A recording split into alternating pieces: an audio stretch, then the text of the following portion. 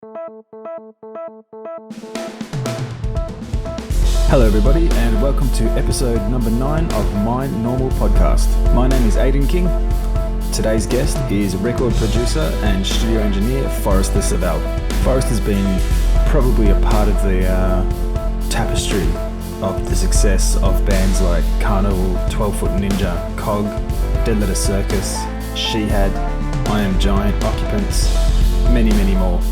So yeah, a highly accomplished and very talented engineer and a great set of ears.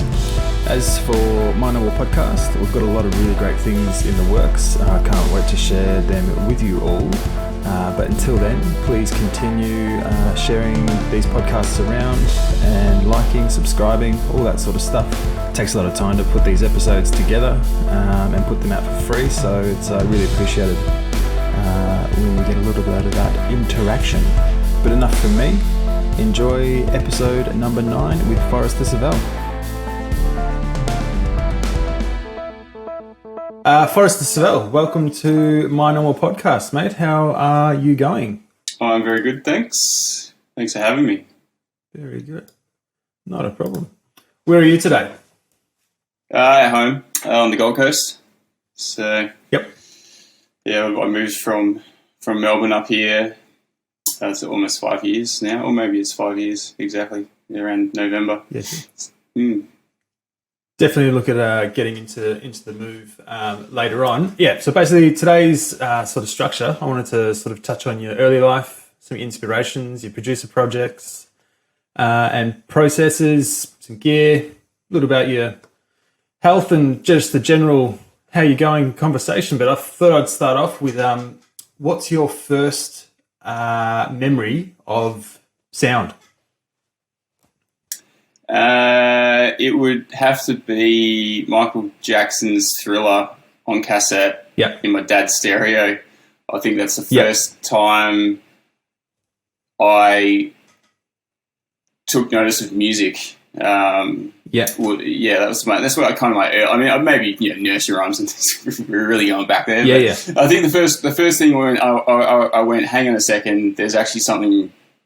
This is doing something to me. This is like, why am I going back and continuing to listen to this? And this is something that I enjoy. So that's of music. Was that the sort of first one that you sort of like felt you could have like interacted with, or just sort of understood how it was put together? No, not at all.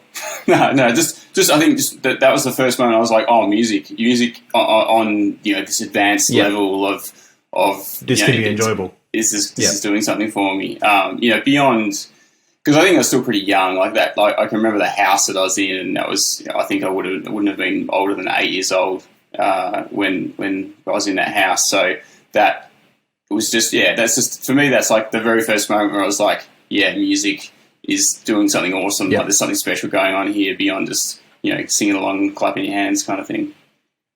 Yep. Now, am I right in saying you grew up in Western Australia? Yeah, Perth. Yeah, Perth until I was 21, and then drove over the Nullarbor to Melbourne, and then Melbourne for about 15 years. What was it like growing up in Perth? It was good. I mean, Perth's a little bit isolated, so it's good and bad for that reason. I mean, there's just tying into the music thing. There's some excellent bands coming out of Perth. Have always come out of Perth. It's got a great history of national, international quality bands that have made their mark. And I think that's probably got a lot to do with its isolation. There's like a melting pot of great ideas, and everyone's exposed to great music left, right, and centre there. So there's always that goal of getting to that level and producing that sort of result. So I think that's encouraging, and that's definitely something. It was a really good. I especially found that when I moved to Melbourne, growing up and being nurtured by the music scene in Perth had really great benefits. Like there was a community that we sort of brought. I felt like we brought with us when the band that I was in and the group of friends that I moved to Melbourne with, we were all involved in the music scene, and that was something that I felt that we maybe even injected a little bit of that into the scene that we were in. At least, I'm sure that it was going on there already, but just we just sort of felt like we were encouraging, just all this collective community amongst the bands and stuff that we associated with. So that was a good sort of upbringing from Perth, and at the same time there was that isolation brought that desire to be involved in something a little bit bigger and a little bit more exciting, which was always the eastern states. So Melbourne was, in my eyes, was the capital of music in Australia. So at the point where I was ready to go out and forge a career, it was clearly the goal for me was to move to Melbourne. I'd interacted with quite a few sound engineers who come over and do tours with bands, and I was working at a hotel that would always host like bands like Shihad and UMI and Motor Race and these sort of big touring bands in that early 2000s time period, and just meeting all the sound engineers there and chatting to them, and then even with some of them in the studio, they just had great things to say about moving to Melbourne. So that was always the goal, living in Perth and growing up in Perth. You were working at a venue in like a live? So I was like the in-house front of house guy. So there were very few venues in Perth, and it was a funny little difference in that Perth. There was always a in-house front of house engineer that would probably mix all the bands at any venue. There was just one guy that mixed every band that played there, and there was no other than the touring bands that came from the eastern states or international bands. No one had their own live sound engineer, whereas when I moved to Melbourne, it was sort of the opposite. Like there might have been an in-house guy who just took care of the equipment and stuff, but every band brought their own live engineer. So that also gave me a lot of experience. I was doing that for a few years when I first moved to Melbourne as a great way to earn money, but also it was just a different setup to how Perth operated. So it was a great opportunity there. Yeah, right. What was your time through school? Was sort of music the headlining sort of interest for you? And how was your time at school? It actually wasn't. I was in like the music course in late primary school. So at years or so, I had a school that went up to year 7, and then you had to go to a high school from years 8 to 12. And I was in the music program. I was learning drums from year 6 and 7. Parents didn't really want to buy me a drum kit though. It's like the worst choice of an instrument for as far as my parents were concerned. But I mean, it was a good introduction. And then I sort of went to the high school and didn't do music through high school up until about year 11. I think I started getting back into music. I think as you go through your teenage years, you start to, for me, I started to really focus in on music that I really liked. And that sort of brought back the drums, the drumming. So I sort of bought a drum kit and started playing, had a bit of a music room, bought a guitar amp, and did a lot of that stuff at home. But I didn't really do any of the music stuff at school. Didn't have any formal training or anything like that. It was just sort of hacking away at it on my own. Played in a few bands and jams and stuff like that. But I mean, I knowing what I know now about music, I was a terrible musician. But what I enjoyed about it was I was using programs on the computer and using double cassette decks to sort of play, and so to record myself playing. And so I'd record drums and then record guitar stuff and just be experimenting and doing weird stuff. And I only had like 1 or 2 microphones, so I was sort of putting it in strange spots and just getting, probably thinking about the sonic side of it more than the actual performance side of it at that stage. So that was sort of my, starting of my career in music. And I did all the academic stuff at school. Like I did, all the sciences and maths and all that sort of stuff that, get you into a university degree. And I did 1 year of chemical engineering, and I was just like, I don't know how I'm going to do this for the rest of my life. So I thought, what am I doing? That's really enjoyable. and it was the music stuff that I was doing at home. I'm mucking around with music, and I thought, what can I do as a career for that? I mean, I had no idea what you could do as a career. So I went and did a bit of research, and I think there were a couple of SAE courses and some other sort of little 8-week courses that you could do at radio stations or something like that. But I found a course run by a university that was the WAPA, and I did that. I applied for that, and that course is sort of grounded in musical theatre and theatre. So putting on theatre shows, every 4 weeks we had to put on a production, every 4 or 8 weeks, whatever it was. And sort of got into that course and sort of realised that there's all these paths you can take in music and audio. That we were doing films and jazz concerts and musical theatre productions, and learning about live sound and just all these facets of sound that I'd never thought about. But I think from the get-go I was into the music side of things, so I always focused. And you were able to articulate that to the lecturer, and he would put people in the areas that they wanted to be associated in. So I did a lot of the music recording stuff and got a lot of practice and experience at WAPA doing music, When you were doing your chemical engineering degree, what music were you listening to that year that you could probably think of? What are we, 1997. So probably Slipknot and Korn and Deftones and all that sort of stuff. I think that would have been the new metal heyday. Helmet. Nine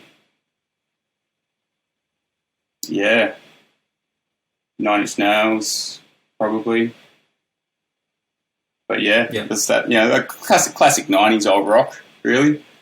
That would have been the cup of tea for me back then. Yeah. And so you're playing music, either being a drummer, sort of guitarist, bass player through this time. When was your first, or what was your first project as a player that you sort of went, hang on, music could be something that I could either pursue for myself or even as a bit of as a serious thing? Well, it would have been after I started the uni course at WAPA. That you're exposed to all these facets of audio that are career paths. Like our head lecturer was the head of sound of Channel 9, like the TV station, and he would take us along to do sound for the golf, and then the next day you're doing a variety television show. There's just so many options there. So it wasn't until I'd done a year of that course that I realised that there were definite roles of that I could do in music, and I never aspired to be a musician as such. I think from my first gig I was playing as a drummer, I was like, this is not my area of expertise. I don't feel like I'm ever gonna. This is not quite right. But I definitely was focused on all the. I love being around creative people and musicians, and I think that was. I really identified that when I was at uni, talking with other people who are doing the audio course and talking with all the musicians, because there's a conservatorium of music attached to the university there as well. So you had all these great players, like all these jazz players and contemporary music players coming through. I met the Karnivool guys there, and it was just a great hub for everything music. And it was pretty clear that my role in music was behind the glass, as they say. Yep. You mentioned before that, so you moved to Melbourne in a band. Which band was that you made that move? And was being in that band the move, or was it being trying to pursue production? It was Full Scale Deflection, they were called. And we all moved together because that was one of the guys, Zeke, was from Geelong, so he was sort of moving back home. And we were all like, yeah, this is the right move. But actually 2 of the band members didn't move, so they got new band members and we all sort of moved across. And I lasted another like 3 or 4 months in the band once we moved over. Yeah. But my goals, I sort of had exposure to one of the engineers from Sing Sing, and he said, come and do an interview at Sing Sing, see if you can become an assistant. So that was always my goal when I moved over. So I guess I had ulterior motives in terms of my reasons for moving. But who was that who got you into Sing Sing? Adam Rhodes. So he's pretty well known and popular engineer there, and he's produced some great records. And he was just working on a project that I was in a studio that I was doing work experience in at Perth, and he was just like, yeah man, come over and I'll get you an assisting job at Sing Sing. And I went over and I didn't get the job. But it was I think that just hired a couple of guys there, and they were like, yeah, it's fine. But I went on to do get an assisting job at Metropolis Audio in South Melbourne, and that was awesome. So pretty much the same sort of position, and got in the door that way. To this career. At that time where you're sort of applying for assistant jobs and that sort of thing, who were some of the like producers or even engineers that you were sort of taking inspiration from at the time? They'd all be overseas engineers of my favourite records, really. I think one of the early one of the guys early on that I identified, like when I was like, there's something about this that I really like. Why does it sound good? This guy's name's on it, and then repeat that, a bunch of records, was Andy Wallace. I think he was probably one of the first guys doing what I was aspiring to do, that I had identified as like, he's one of the guys that I should be taking note of, and all of his records sound great. What sort of records was he bumping out? I think he was doing, like he did Nirvana and Nevermind, and I think he's, did Rage Against the Machine's first record, and I think he did Linkin Park's first couple of records. Jeff Buckley, I think he might have done a Faith No More album as well. So there's this good pedigree of bands there, and I liked what I was hearing. I think one of the other guys was Alan Moulder. Had done a bunch of Nine Inch Nails albums, and I always appreciated that sort of music for its music, but also for its sound design. Like, I feel like there's a sound design element going on a lot of the Nine Inch Nails records. Arguably Radiohead as well had that, that I really wanted to emulate in a lot of my work. I just felt that there's the musician doing their craft, but then there's arguably the producer or engineer in parallel to that, putting their creative skills to add to a record at the same time. I felt like that was where I could contribute to the music that I was involved in that sort of way on a creative level. And obviously it is quite creative. Obviously people choose mixers because they can make a sound, they can create it, or producers as well, they can create a sound for a band that's great. And I think that's something that you can control while you're in the studio and make that a creative role. So that's sort of, and sort of, I felt like that attracted me enough to the studio world, because I was working so much as a live engineer, but I felt that you could be creative in the studio, whereas it's a little bit more of a mechanical job.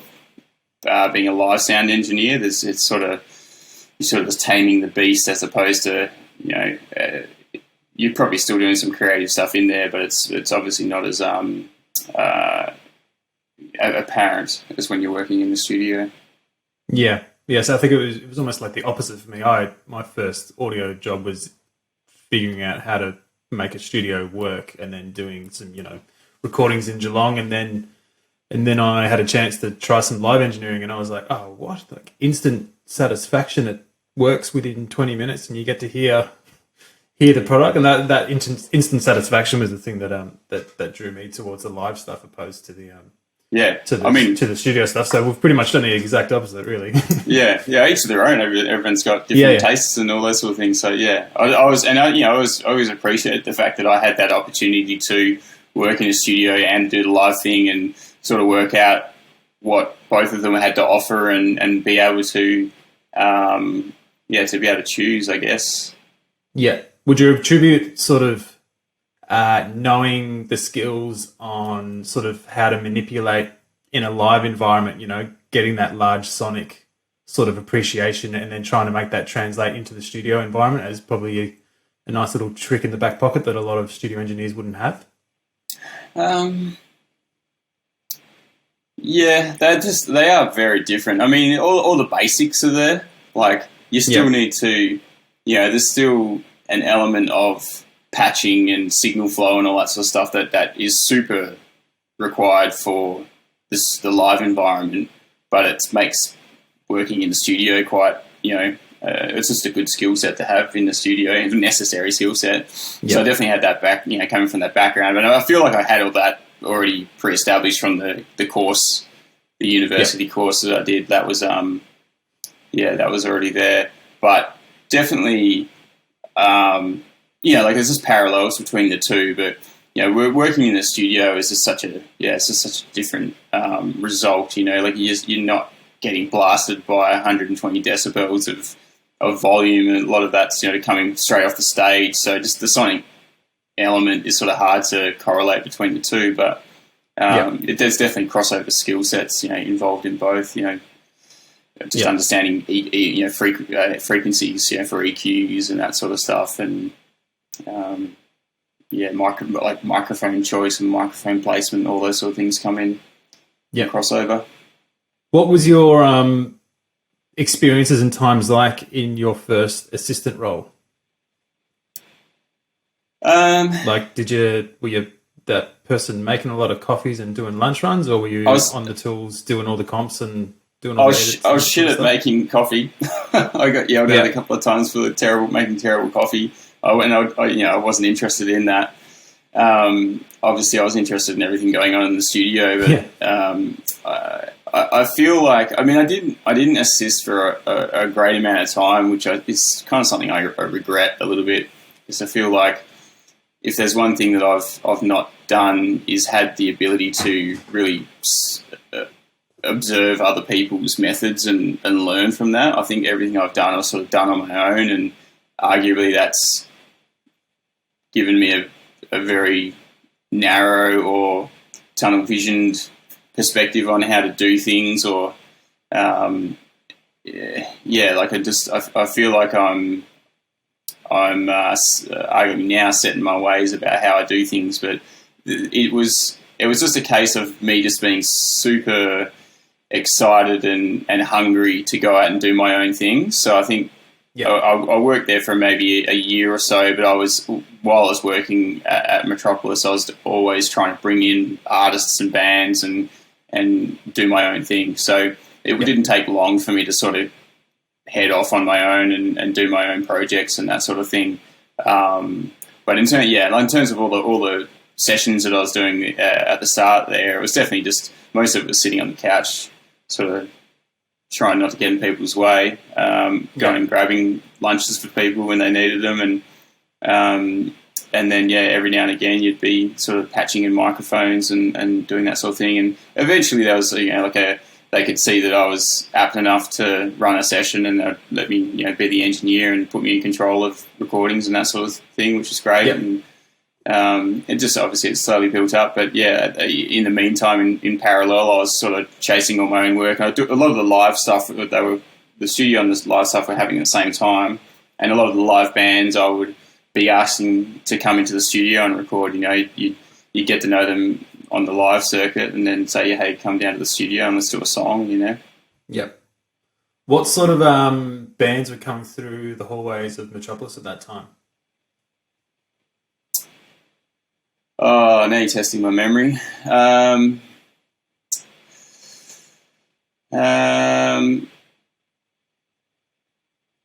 Yeah. Doesn't matter. It was kind of along with Sing Sing, it was kind of one of the premier studios. They had Metropolis arguably had a bit of a more earlier history. Obviously, I think John Farnham's album was Whispering Jack was done there, so there's a little of that sort of crowd. There are lots of those sort of artists coming through. You could argue the classic 80s and 90s artists, I think, were seen every now and again through there. But yeah, it's just and they had voiceover studios as well. So I think a lot of the actual work was business of the studio was doing commercials and voiceovers and that sort of stuff. And did a range of different albums there. They had two big recording studios there. So it was pretty busy. What was the first sort of project that came across to you that you could sink your teeth into? I think I was engineering an album for a jazz. I think saxophone player. I can't even remember now. A guy called Graham Lyle, and he's sort of like a renowned Australian saxophonist, I think. And he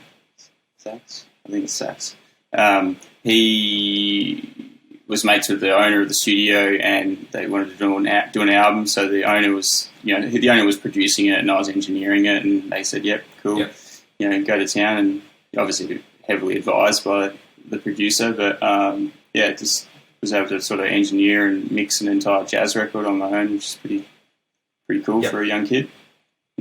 Yeah. What were some of the bands that you were able to approach and sort of took you up on your offer? Were they the sort of the ones where you started to develop your own sort of techniques on? Yeah, there was a bunch of them. Like I think I did some stuff at Full Scale. There's a band called Tension, like a metal band, like still mates with Lucas Stone. Like I remember doing his band there. There's a band Seven from Byron Bay that moved down from Byron Bay, and I did an EP with them. And the Full Scale stuff. So the Full Scale is the band that I was in when we moved over that changed their name and got new members and went on, and they got a record deal in America from some of the recordings that we did. And so doing them, I did Karnivool's first album, mixed it at Metropolis. It was definitely a good selection of bands there. I think I even worked with artists like, I think I did a whole bunch of the Cold Live at the Chapels, or whatever they're called. They're like a live concert recorded in one of the churches in Paran. And I think I worked with I'm just trying to think of some of the others there. Like it might have been Something for Kate and Pete Murray, that sort of stuff. Yeah. Yep.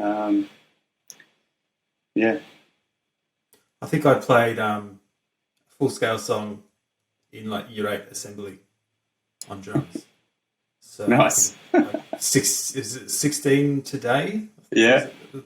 Yeah, that song was pretty much the anthem of that time, and it was me and a couple of other dudes who worshipped Full Scale and White Room and all that sort of stuff. We would just play those sorts of covers every lunchtime.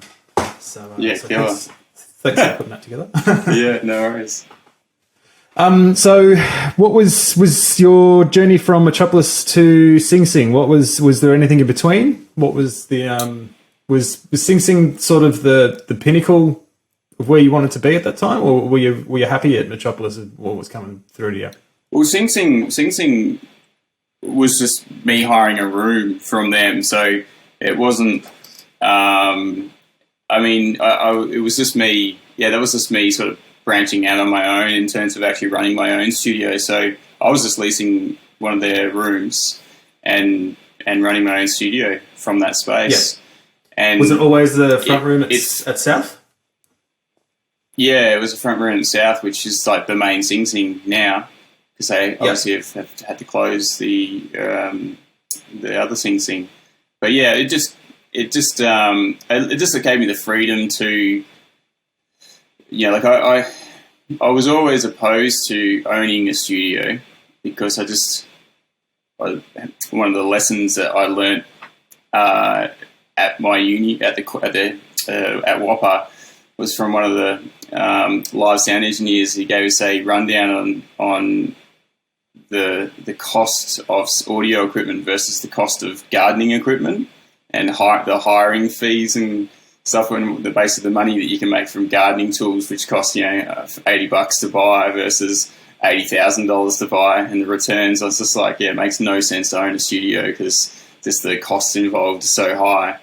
Obviously this is going back from a history of through the 60s, 70s, and 80s and 90s where buying mega consoles and stuff was a thing, and everyone can afford recording equipment these days because it's all so cheap. But anyway, so I just didn't I didn't see the value in owning a studio. But then 5 to 8 years into my career, I realised as a producer who was inviting bands to come and record with him, there was a value to being able to work at your own pace and in your own time frame on projects. It's like you could walk into a great studio and be paying thousands of dollars a day, and you're watching the clock and you're working crazy long days because you're like, we've got to maximise the time to get value for money in these studios, and you're working 18 hours a day. And by having your own space and your own studio and your own equipment, you can sort of say, well, let's just come back tomorrow and do it, or let's, you just work on it in your own time and space. And this is probably a little bit, this is maybe like 5 to 10 years before everyone's working in their home, So I was able to set the studio up and bought all my equipment, and had, one of the goals that I had early on in terms of buying equipment and knowing the things that having an idea of the things that I needed to be a professional was having a proper Pro Tools system. So this is back in the day, like a TDM system, which just allowed you all the ability to multi-track and mix and all those things that you arguably would normally do on a tape machine or a console. So having that was like the first goal, and it didn't take me long to. I was working from another studio while I sort of made my first investment, and got a loan from the bank and bought all that that equipment, speakers and the computer system. But then decided that actually it did make a little bit of sense for me to have my own space where I can actually record bands, and wasn't always just on a financial level. It was a smarter decision to actually own the studio and have bands through, and that went on for about 5 years at Sing Sing at the front room there. And it wasn't actually until that I was just basically just doing so much mixing that I wasn't actually utilising the recording space as much as basically I was paying for a recording space that I wasn't utilising. So that then catalysed the transition to working from home and working in my own mix space. Yep. Do you think that's sort of that's been a pretty common approach among how producers utilise studios, and the fact that a lot of studios in this current day and age are either downsizing or just closing the doors all to general? Do you think that's due to the fact that it is so easy to do, impressive things inside a computer and emulate, these studio environments? Yeah, 100%. I mean, it's a multitude of factors. It's I think the internet allowing artists to send their tracks away to mixers, and also the reduction in the cost of recording equipment, laptops and USB interfaces, and the technology is getting better. Costs are getting less in terms of purchasing equipment. Buying a tape machine back in the day was hundreds of thousands of dollars. These days, you can get set up for probably arguably less than $5,000 for interface and a good computer. So just all of that, started cascading in the 2000s. I think when I first went to Metropolis, they didn't have. I think they were just getting their first Pro Tools system, and that was around 2001. 2001, 2002. So in the space of 10 years, that's pretty much the time it took for that pressure to be placed on the recording the recording studio as an entity, providing this high end environment for recording. Because I think one of the things I it was made obvious to me once I started running my own studio is it wasn't the studio that was bringing the clients, it was me bringing the clients. And that you could hire the best studio in the world, but if the engineer doesn't know what they're doing, then it's still going to sound shit. You know what I mean? There's no guarantee that it's going to sound great going to a great studio. And I identified that, I guess, and that's perhaps another reason why I moved on from the owning the studio sort of thing, because I just felt that I could work in almost any space because I developed the skills to arguably make good records, and I didn't really then need to continually have my own space to make the records, I guess. So that was another thing compounding on top of the doing more mixing instead of recording. But I think that the sort of the transition basically from everyone using big massive studios to recording at home on laptops happened very quickly, and it was definitely through the technology, I think, and the reduction in costs. People are able to make great sounding recordings, and it's not so much about whether they can emulate the sound of a Marshall or a Prophet keyboard or whatever it might be. It's just that you have the time and space to work on things until they're excellent. I think that's arguably on a production level. You could argue that things have gotten very good in the last 20 years. I think the quality of recordings, I listened to some of the bands that I loved in the 90s, in my formative years of falling in love with music, and their sonic quality, some of those recordings is pretty rough, by today's standards. So just the ability to get in there and spend time on things and tweak, and I can save a mix that I'm doing, and then open it up next week when I've got fresh ears and make some changes and wait another 3 days and do some more changes. And I think it's just brought the quality of what we're producing up quite a lot. Yep. Tell me what would be like your ultimate canvas in creating a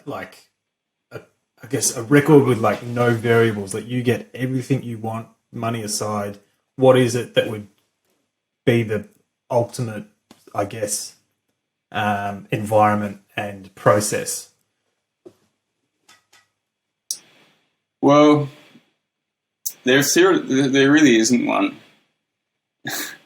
to nuke your question from the beginning, what I've found is that, apart from the obvious answer of having great musicians and great songs, there is no great environment.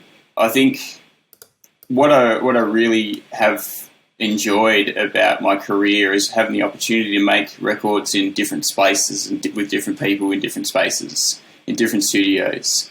And what I've found is that each environment and arguably the emotions and the vibe that's going on in a particular space brushes off on the record and creates its own sound. And I think that a lot of the records I've done, people may be able to identify the Forrester Savell sound, maybe, but I feel like there's some pretty unique sounding records. I feel like there's some pretty unique sounding records in terms of they sound, they sound different to some of the other bands that I've worked with, just because of the nature of where we recorded and the environment that was around us when we were making the recording. And I think those things are great. And I don't think if you were in the same studio day in, day out making records and you had the perfect setup of equipment, arguably it might get stale after a while. I'm sure there's some excellent examples that will prove me wrong on that. But for me, I like the challenge of going into new rooms and new spaces and new equipment and being challenged. That I've actually found, after doing it, having my own studio space and being in the same space for 5 years, I sort of had the light bulb moment of it was good, had its benefits, but I actually like the challenge of being dropped into a new location and going, here's a new studio, make a record sound good. Yep. Do you Do you put yourself into any unconventional spaces, as in like recording environments, as in like you go to a church or go to a car park or cupboard? Yeah. I've done a lot of that sort of stuff. Like, recorded a pipe organ in a church in Melbourne, which is pretty awesome.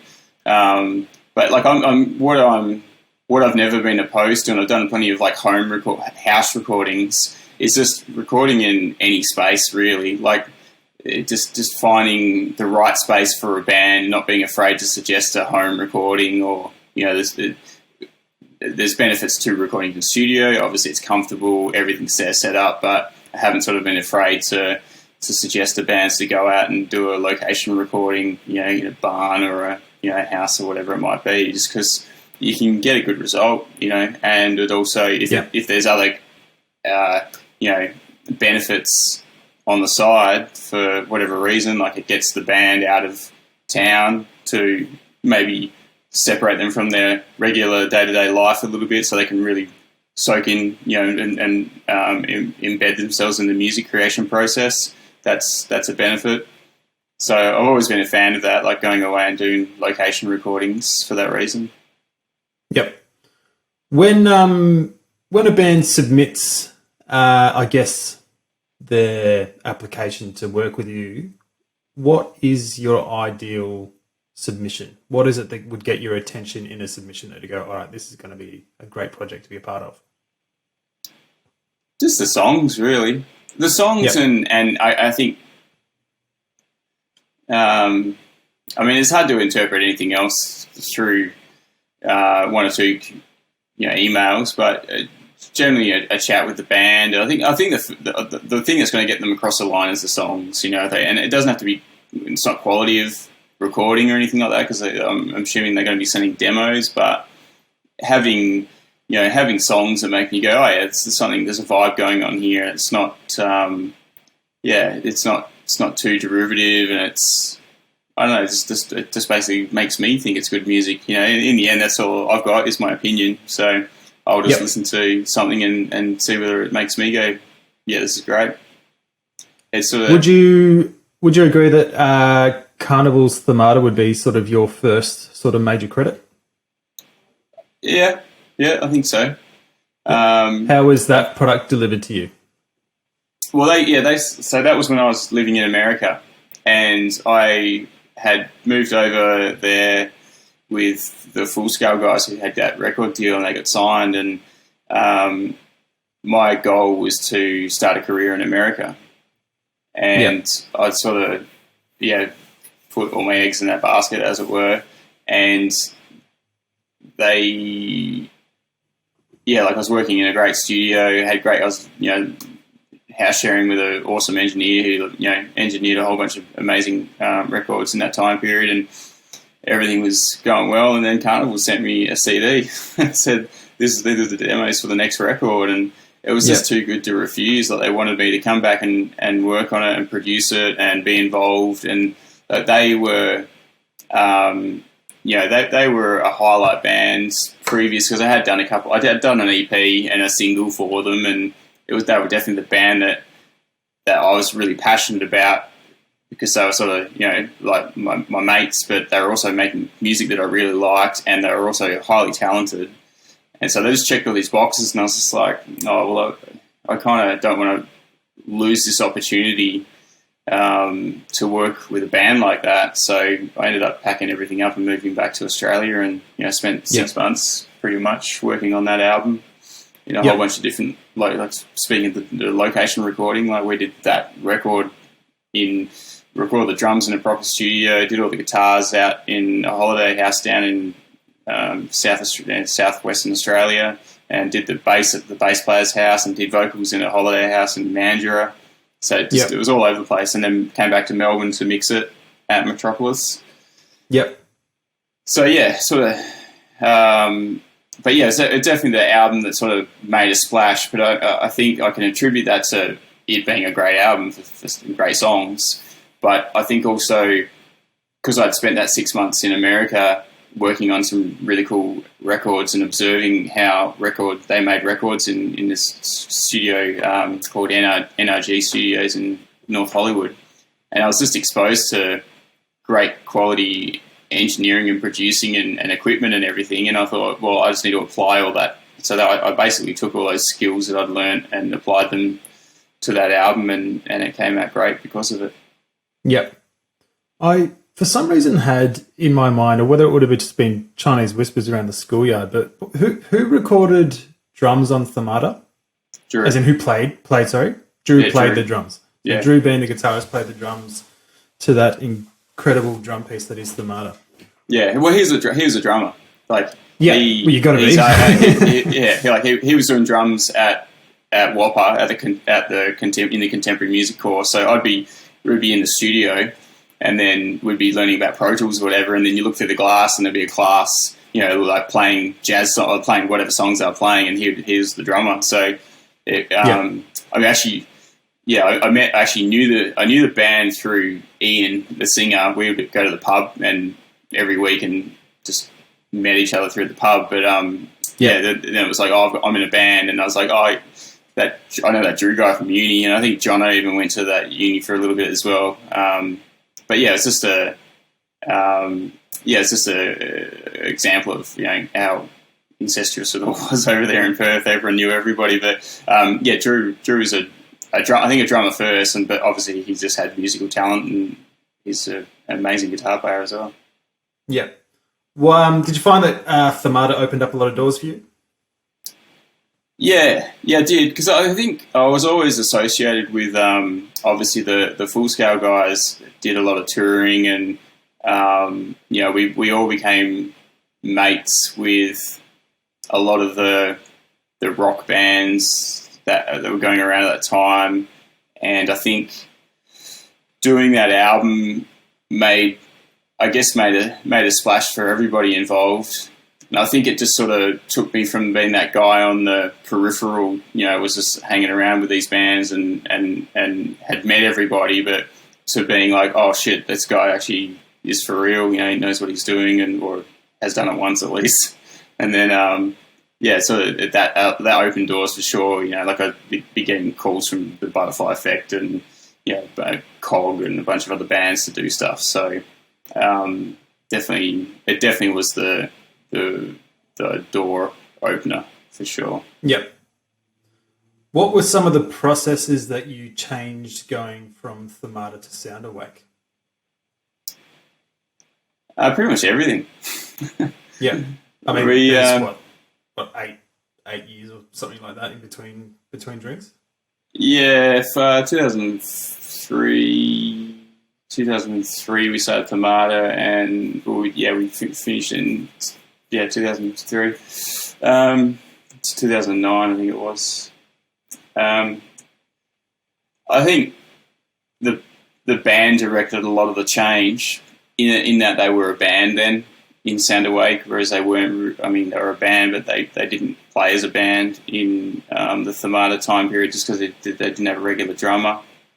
Yep. A lot of the songs hadn't been played live, whereas the opposite was sort of the case with Sound Awake. So they jammed heaps as a band, and a lot of the ambience and the room sound that record has is a direct result of them recording a lot of the jams that they had and going, oh, we really like the sound of the bass in the room, or it was just it just had a thing, in the rehearsal room they just had recordings, and there were a lot of the sounds like particular sounds from the demos we'd either recreated or even used a demo. I remember there's I think it's like the acoustic guitar at the end of Change is like a demo. It's like a shitty guitar with a 57, and that's the actual acoustic guitar we used on the final result. We got all these amazing, Taylors and Martins and stuff into the studio and recording them with Neumann tube mics and everything like that. And then in the end, we're just like, the demo version sounds better. So there's quite a lot of that on that record as well. Right. Considering that, I mean, you've Karnivool obviously opened up a lot of doors for you, and you sort of definitely developed that recipe to your sound through that through Karnivool. What sort of feelings or I don't know the process or how it happened, but when they did Asymmetry and you weren't in the same position, how does that sort of, or what was the story there? I guess was there a story? Was there a position to have you involved in that, or was that just they were going to try something else? No, I think they were just sick of my shit. I mean, they were just trying to do something different, and they obviously we'd all grown up together and been through the process like 3 times at that stage, 3 or 4 times, even when you talk about singles and stuff. And good on them for doing something different. I think if I was a musician, I'd probably use a different producer on every record that I work on. So, I mean, I think there's perhaps some evidence there that maybe we really are, like hand in glove kind of thing in a way. But yeah, there was no hard feelings or anything like that. Like, good on them for going out and doing a record. They're just, I think with the way that they work and the particulars of their machine is that I guess I understand. I feel like I understand that a little bit. And yeah, that maybe there was some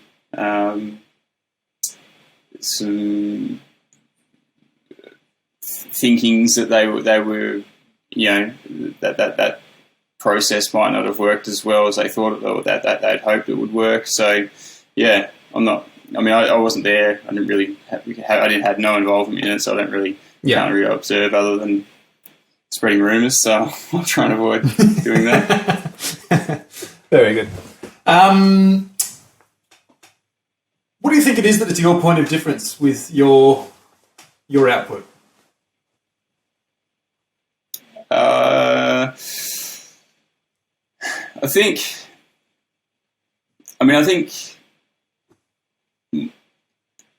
it's maybe attention to detail.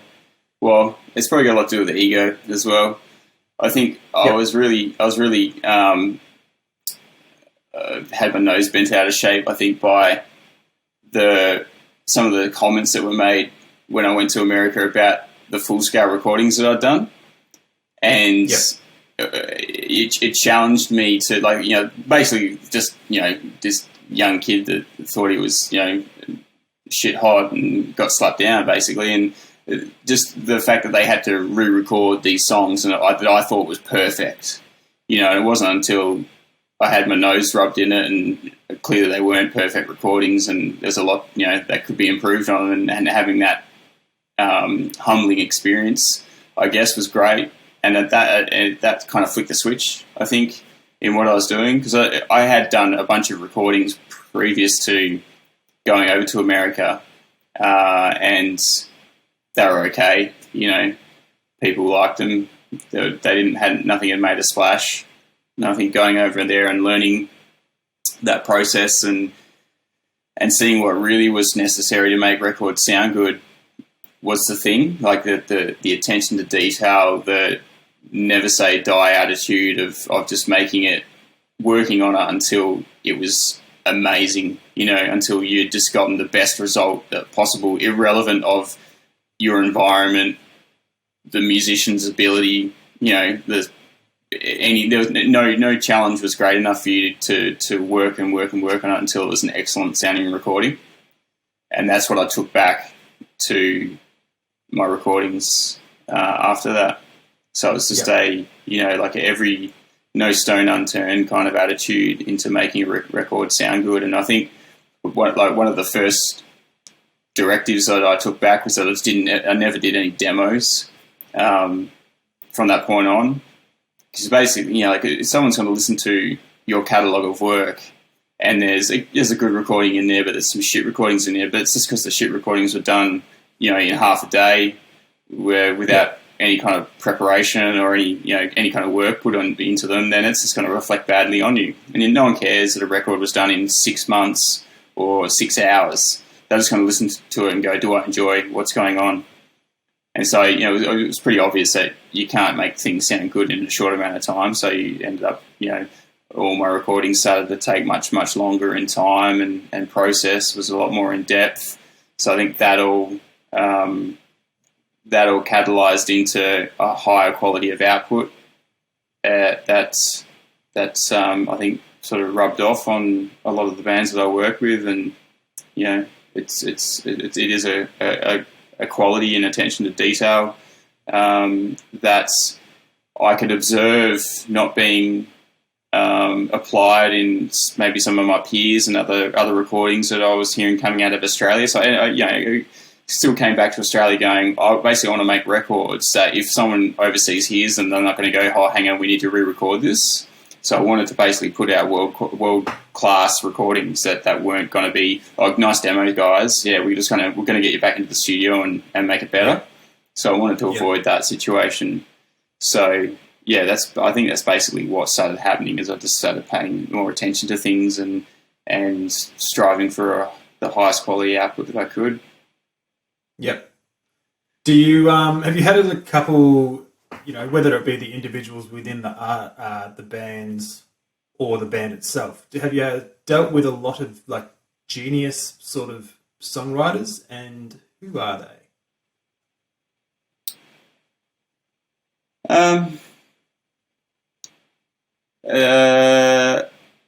Just like sort of people who come across and they lay down a take and you just go, fuck, they bloody good. Oh, I mean, there's different. I mean, there's amazing. I've recorded plenty of amazing instrument players, like instrumentalists, songwriters. I guess it's all perspective and taste. But yeah, like there's been. It's interesting. Like there's some, like I think Flynn Gower is an excellent example of a really good songwriter. Like I think he's really interesting and has a really unique approach to songwriting, and sort of getting an opportunity to work with him on the project The Occupants was just amazing. In as much that his way of writing was different to a lot of other people I'd worked with.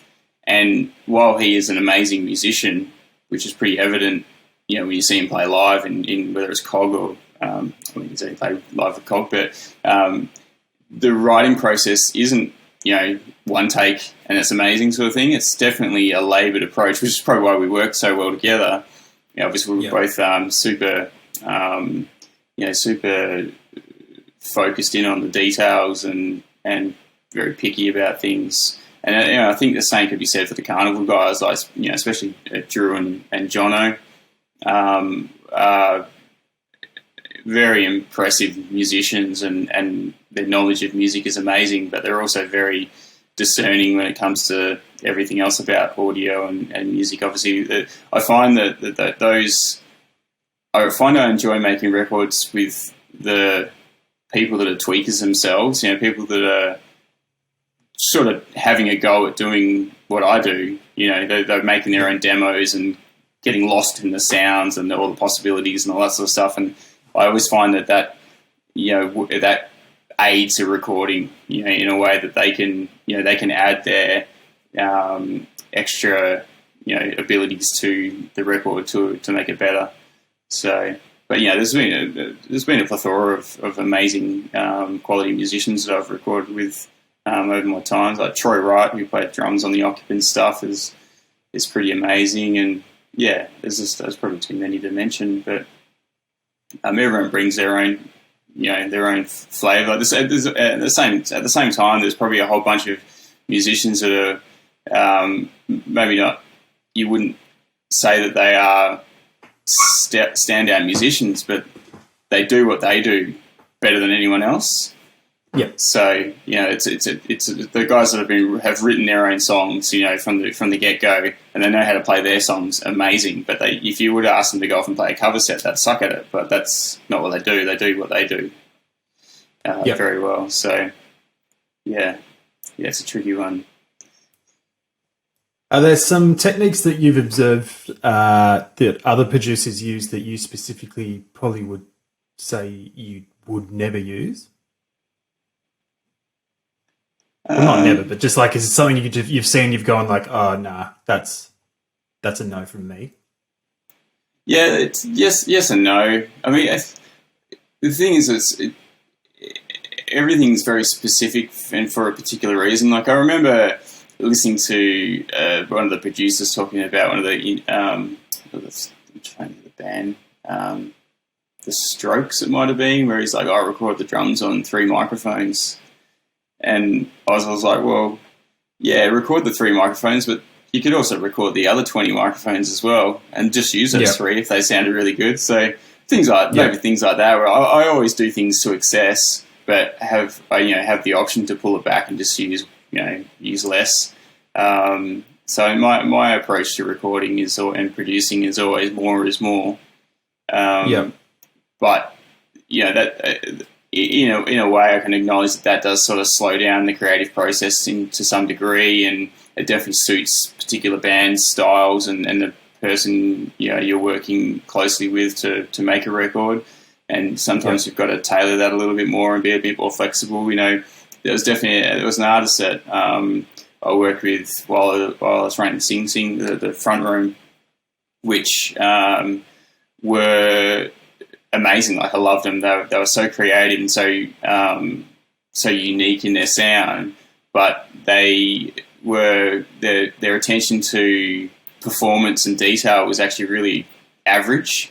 And it was quite eye-opening to see that it was that didn't really, or that contributed to the sound, but it didn't take away from the sound, as it were. So you think it's a funny one. Like, it's you think they weren't bad musicians, but they were rough musicians, I guess. But there was just something that special about their creative contribution to the song that made everything amazing. And then, if you were to like compare the quality of timing or pitch or anything like that in these songs, it was pretty rough. And it was a good eye opener for me working with an artist like that. That's not always the be all and end all. Like, I definitely came from this previous education from the going into detail and everything and make sure everything's perfect, to then seeing that it could be done the other way. So.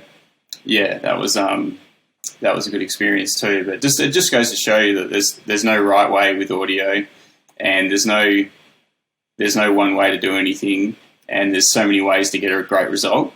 You know what I mean? Like, you could arguably it's probably been done, but get a band to write a song and then go to like 5 different producers of all different styles and go, here's our song, and don't tell anyone. Like, it's like a blind experiment, and get this song produced 5 different ways by 5 different producers, and they'll probably all be awesome, but they'd all just be different interpretations of a song.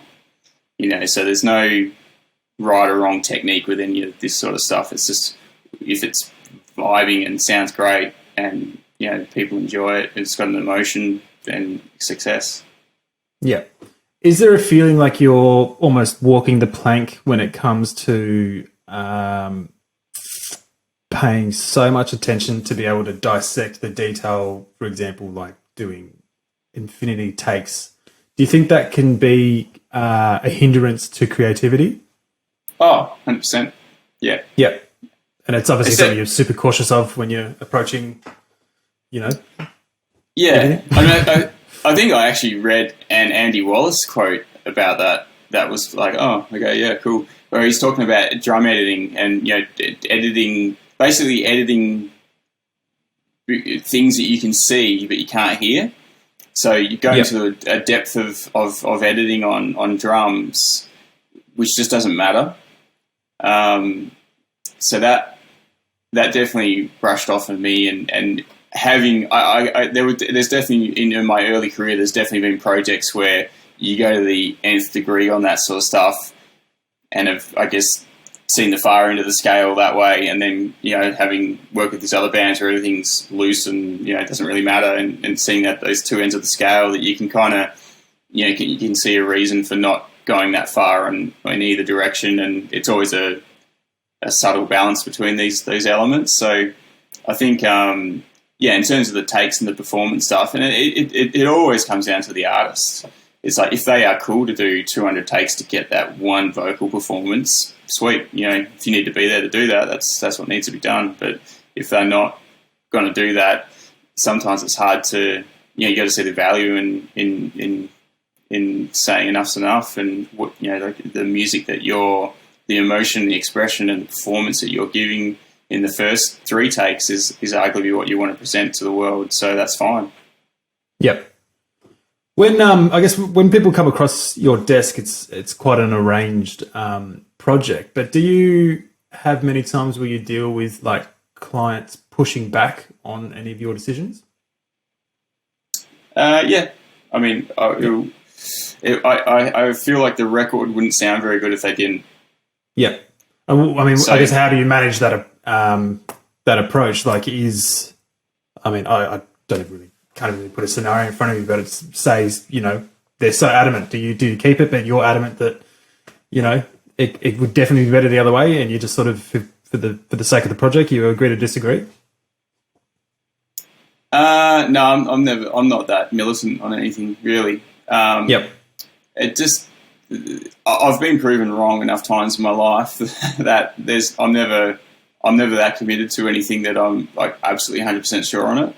So if anyone fights anything hard enough, I'll let them do it, because that's the other thing is it's like there's, you know, like there's a lot of times where a good example is like mix notes. You do a mix for a band and you're like, I'm the professional mixer, I know what I'm doing, and I'll do the first mix and I'll be like, this is the mix that sounds amazing. You send it to the band, they send back notes, and they're like, what do you reckon? You know, well, I reckon the first mix, because that's how I mixed it. But then doing some of their changes, and you know, like it takes I don't fight a lot of mix changes, because I've learned over time that you do these mix changes and it doesn't make or break the mix. It just is a little bit different, and the artist is happy, you know, and that's a good thing.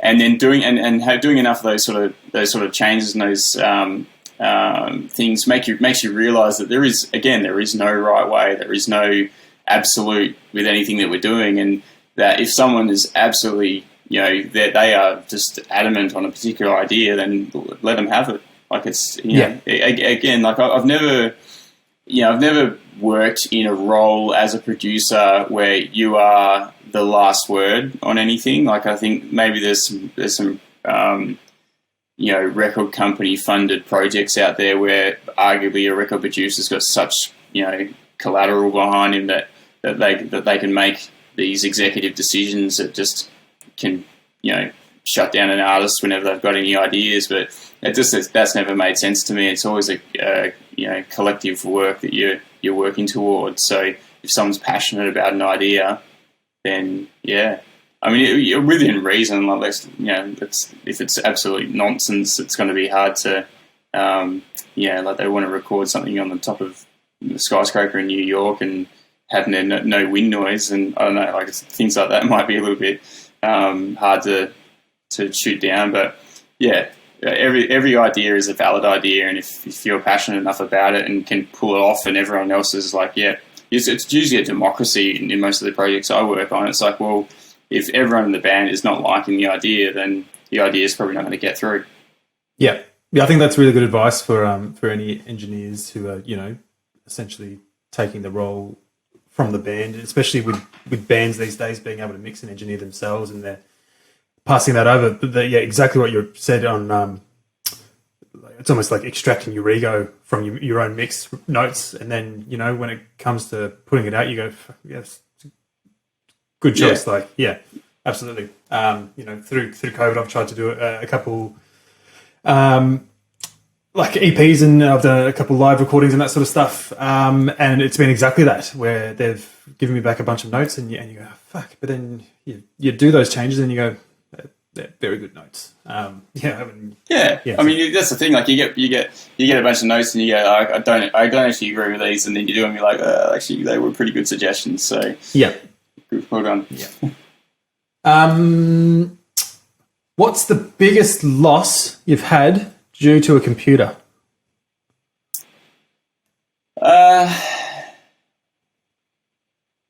Probably, I have had to get a hard drive recovered. This is going back into like Metropolis days around then. Just had a external chassis that blew up, and I lost a project, and I had to get it recovered. It cost me like $3,000 or something. Yeah. And that was the catalyst for me having a backup system, which I still have today. You know, I shit you not, this is a board that has SSDs on it, and it literally burnt out overnight, like 2 nights ago. So I still got to try and chase down a warranty on that, but that had all my albums that I'm currently working on it, and it died. But I had a backup. A backup that backs up every day. So that's a data thing that will never happen again.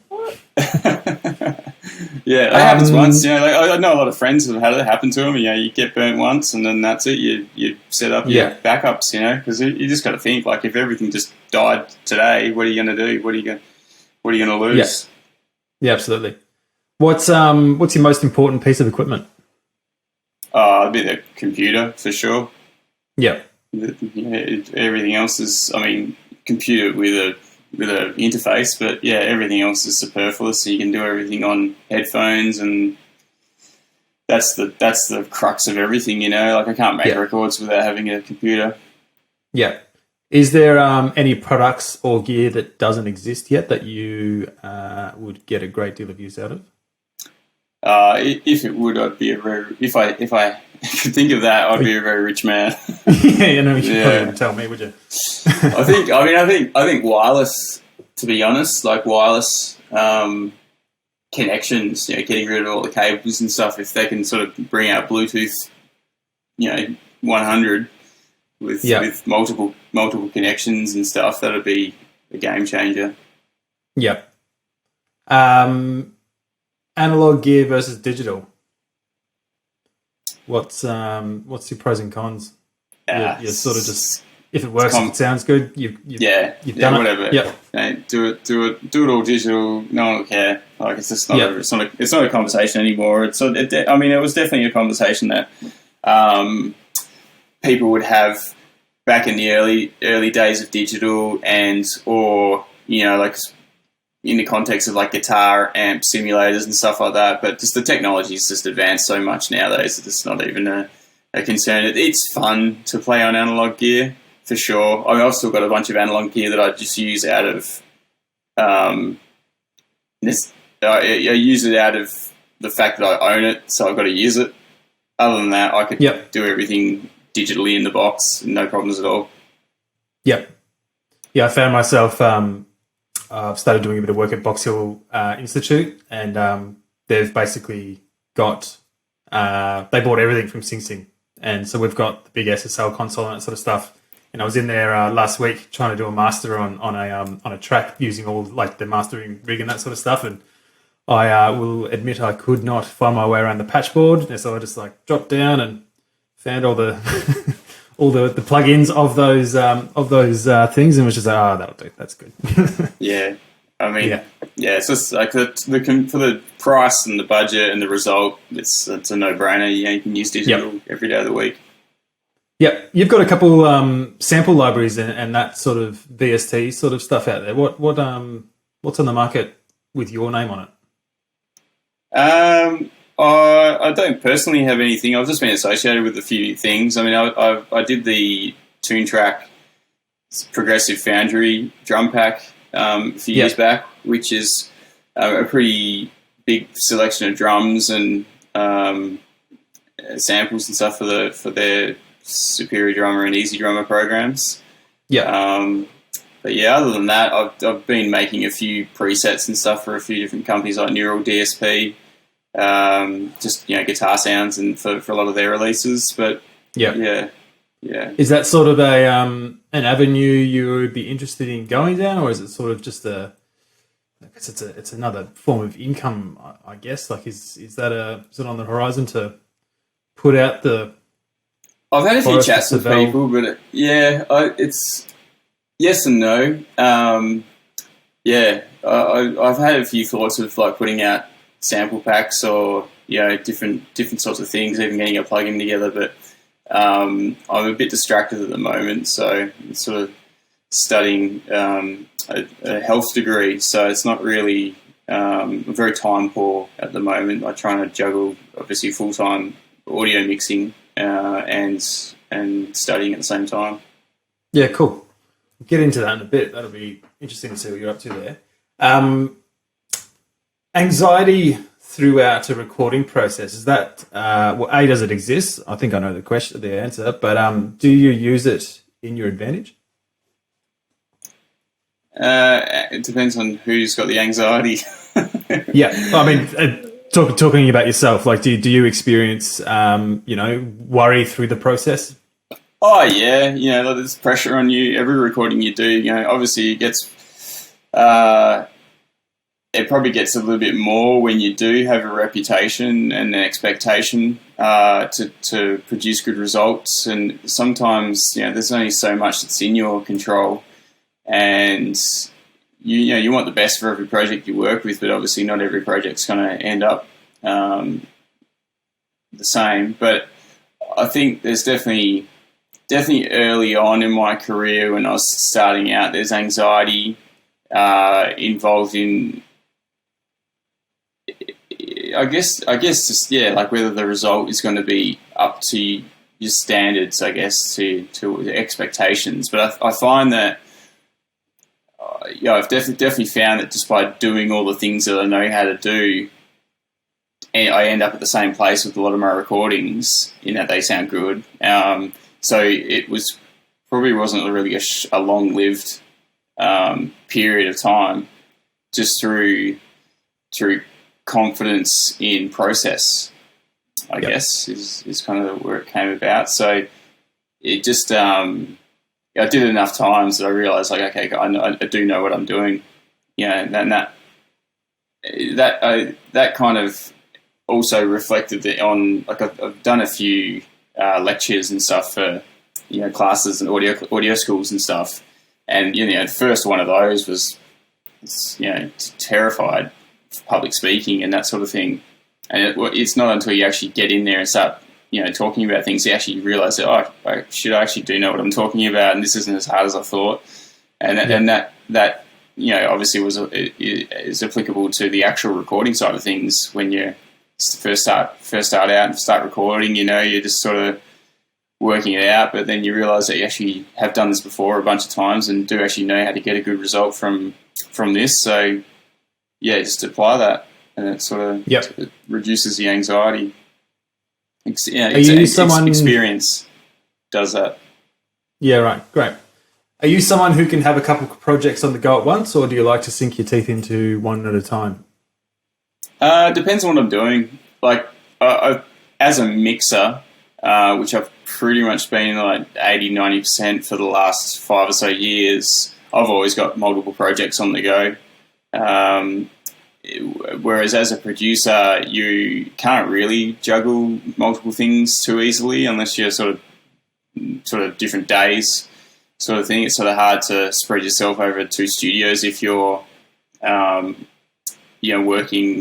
working on 2 different projects in 2 different spaces. But so when I was producing, it was always, you block out a couple of weeks or a month or whatever, how long you're working on the recording. But for mixing, I've always got multiple things going on at the same time, because it's just a load up a session and away you go, and everyone wants changes. Like the revision process of an album might take a week. Post the delivery of the mixes, so that was going to overlap with other projects that you've got going on. So there's no sort of goal to have 4 projects in the air at any one time. It just whatever's happening at the time just has to happen. That's all. Have you ever had to walk away from a project? Not one that I've started. There was a project that I was, as one of the engineers at Metropolis, I remember that was just a very painful client to work with that had actually been through a few other engineers at other studios as well. And just getting that was just a silly, unique situation that I was just like, I'm not going to do this anymore. So, but no, not really a project that's. There's been a couple of projects that I've worked on that never saw the light of day, but that's nothing at my end. That's nothing that I was in control of. Yeah, is that definitely something that's sort of like? I mean, you're obviously you're doing this as a job, but you do invest a lot of time. Do you sort of have a couple projects that might come across that might be more difficult than others that you would sort of I go, oh, this might not even see the light of day? Like, is that something in the back of your head saying that, I mean, this band are super dysfunctional. They might not even stay together. Like, is that some sort of thing, or is it not in this day and age? Come across your desk in a process? No, so no one's going to I'm not the cheapest guy out there. So if you're investing money into a project that's going to afford for me to produce your band, then you're not doing it to waste time and to not have a result. So I think that sort of precludes itself from happening, that situation, just because you're investing your own time and money into something that you're passionate about, that you get Forrester Savell to work on. So yeah, very good. Well, I think that ties up. I think we've picked your brain enough about your production and your producing that sort of stuff. How do you find a good work-life balance? What keeps you grounded outside of the studio? Well, a lot of in the Gold Coast, there's a lot of beach and a lot of bush. So I think that was kind of one of the things that catalysed the move up to the Gold Coast from Melbourne, is the weather and the lifestyle. You've got the beach 5 minutes that way, and then the jungle's sort of 10 minutes that way. So it was just I do a lot of that sort of stuff. It's been a little bit trickier over COVID, but definitely that lifestyle, outdoors lifestyle, is great for me. I love going on hikes and going to the beach as much as possible. Yep. Has your work life had any hindrance on your own personal health? I mean, it was pretty obvious when I was starting out that I was, you're able to do it because you're young and healthy and that sort of stuff, but just working crazy long hours all the time in the studio, and that definitely got tiring as an engineer when you are working with a band, producing a band, as a producer in the studio, getting in at 9, 10 o'clock in the morning, and then you're working until midnight or later, and then you go home and you sleep for less than 8 hours, and you get up and you do it again. You do that for a month, and then you've just got another band booked back to back with that, and they expect the same behaviour. And I just started to realise that they don't care that you've just done it's crazy long hours just to burning yourself out to get the last project done. They want the same, go get them attitude, and it just was unsustainable. So it became pretty clear to me that I needed to change that, and sort of ended up implementing this, go home before dinner and don't go back to the studio sort of situation. So it's just wrap things up at dinner time and that's it. And it's sort of restricted work in the studio for 8 to 10 hours a day. And it's just healthier for everyone. No one gets burnt out. I mean, you don't get burnt, but more importantly, you don't get burnt out and then have to do that ad infinitum. So that was a good positive change in my life. But I mean, I've had other health issues that aren't associated with anything to do with the studio. I had an autoimmune disorder that required me to, it was basically 15 years of that, which then ended up with me getting a kidney transplant. So that's happened a couple of years ago now. So, everything's arguably back to as it was before, which is pretty amazing. Thanks to modern medicine. But it wasn't really, that was just something kind of bubbling under the surface in terms of my generalised health. It wasn't really attributed to my career or anything like that. Yeah. I imagine going through that, you sort of definitely have those, processes in mind going, you've done so well as like a freelancing producer and that sort of stuff, but did it sort of hit home when you were having that operation or the lead up to that operation on going, I don't really have any annual leave, I don't have all that sort of stuff? Like, is that, is there a level of anxiety or, general worry associated with the fact that, the job that we do doesn't exist in the normal world and it's not really a lot out there to helping hand? Yeah, I mean, the funny thing is because I had been diagnosed so early and it was such a slow burn, I was a little bit prepared for it. And I think one of the life plans that I had was to push more into mixing, because I knew that when my health, like I sort of, it was, I guess, foretold that I was going to end up in this situation. And I identified that mixing from home as well was actually a role that I could do, even perhaps when I was going through this this situation. So it wasn't as hectic, it wasn't out of nowhere. It wasn't as hectic. I actually mixed in the hotel room while I was recovering. Got all my studio gear up into the hotel near the hospital, because you had to there was like a month recovery after the surgery. It's obviously pretty heavy surgery going on, but I was ready to get out at like 5 days out of the surgery and started mixing there. But no, I think sort of tying back to the anxiety thing, I think any self-employed person can probably acknowledge this, that like you say yes to everything really, like at certain points in your career, just because you don't know what's around the corner. You don't know when it's going to rain or it's going to be a drought.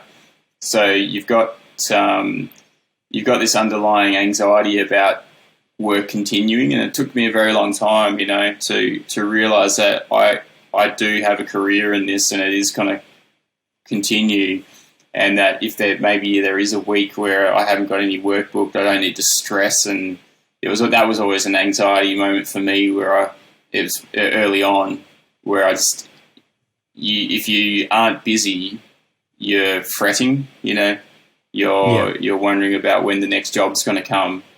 And it took me a good 10 years for me to realise that that's not, it's not the end of the world. If in fact, now it's like, oh shit, I've actually got like a couple of days off.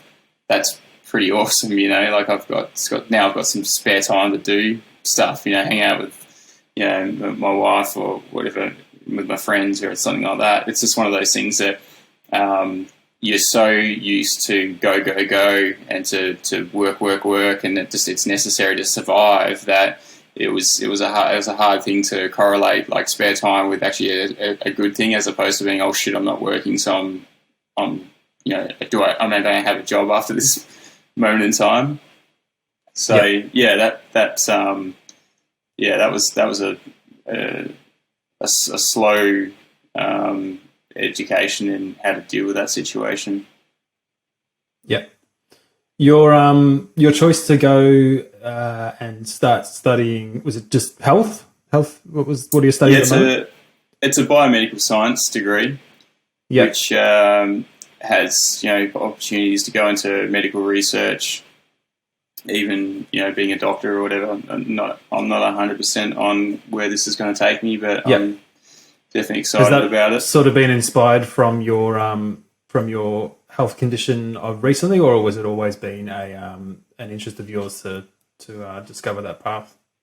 No, it's come about from the health condition. I was doing a lot of I was just doing a lot of reading on these sort of things that probably sort of more started from a nutrition side of things before any of the operation or anything like that associated with my chronic health condition.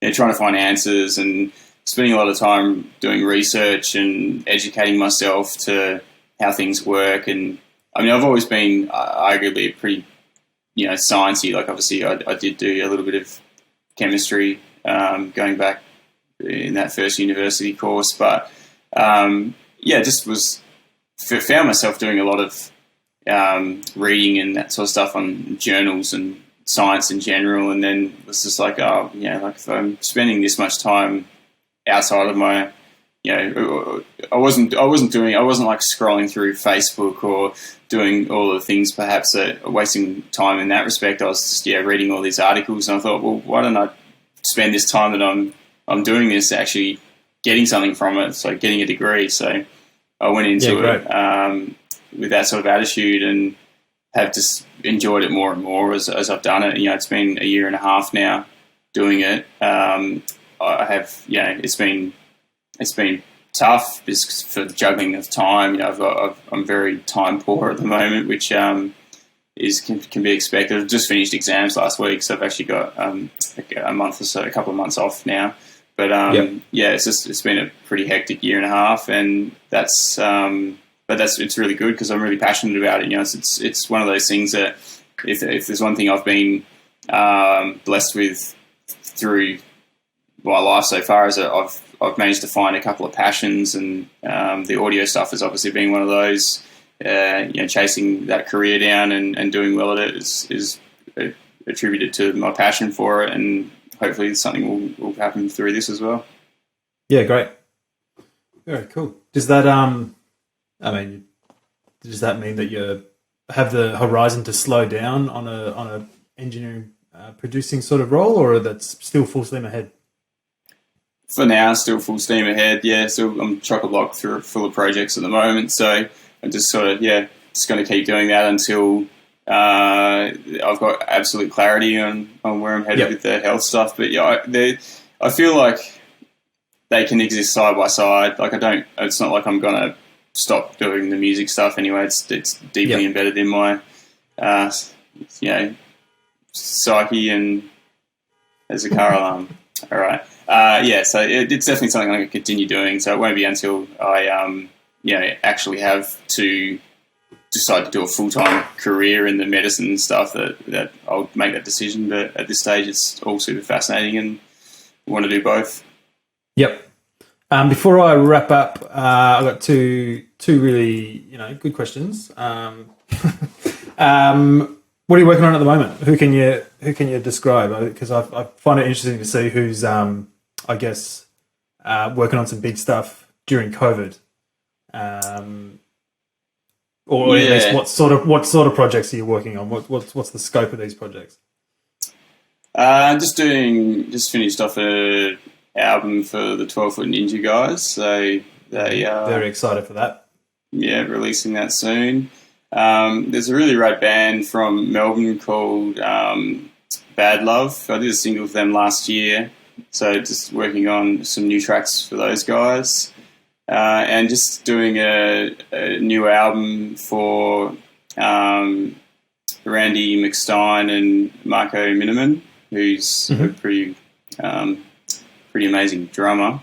So that's sort of a couple of projects I've got on the go at the moment. It's, a bunch of different mastering jobs going on now too, and I'm just sort of trying to set up to do some video stuff for Toon Track for their just sort of like a demonstration of how I use a Superior drummer, and they've got some cool new stuff coming out for their Easy Bass as well.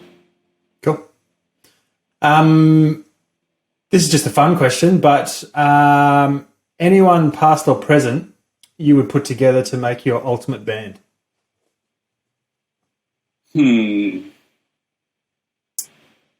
Yeah, probably. Yeah. I guess to give it a brief on it, that are going to play at your funeral. Yeah. All original tracks. Yeah.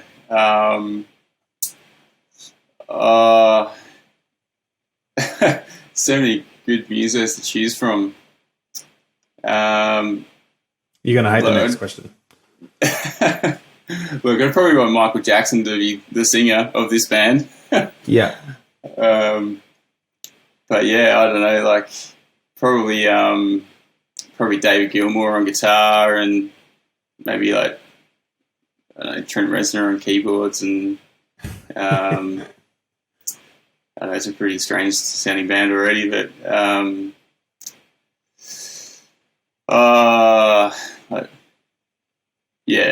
trying to think of a bass player.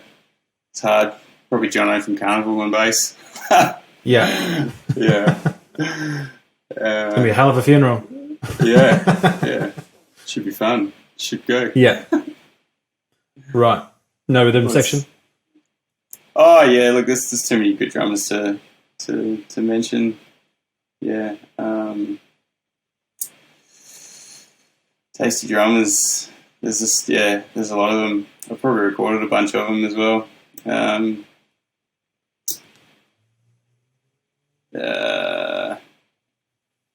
Let's just go with Let's just go with Danny Carey. Solid choice. Very good. Another up and comer. Yeah. Alrighty, final question before I let you go. It's a question I ask every guest. You've got your own independent record label. You've got a showcase at South by Southwest. 5 bands, past or present, that are Forrester Savell. So, record company with 5 bands. Past or present, and basically I've got a My Normal Podcast Spotify playlist, and every guest has 5 people on it, and it's one of the most eclectic, weirdest, creative podcast playlists ever created. So these bands that I'm going to pick for my record label, you're going to put their songs on the playlist? Is that what it's just all the guests that I've done have got five contributions, and they don't. Yeah, it's basically it's the idea of having a melting pot. So yeah, great. Fleetwood Mac. Yep. Pink Floyd.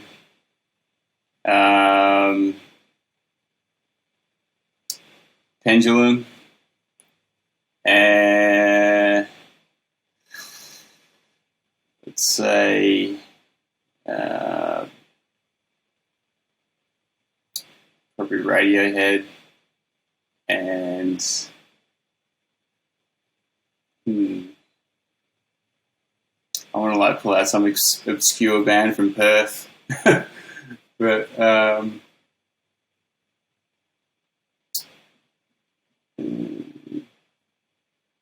The Cure. Yeah. Is that The Cure from Perth? No, no.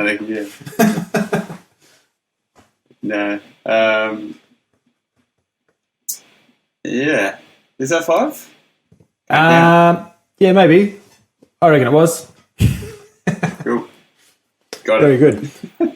All right, man. I don't want to keep up too much of your time. I've got probably about 600 more questions that are pretty much just self-indulgent just for myself. But thanks so much for joining me. It's been a real pleasure getting inside your head as to the, what it is that makes the Forrester Savell sound. And, yeah, I really appreciate your finding the time to come and have a chat to me.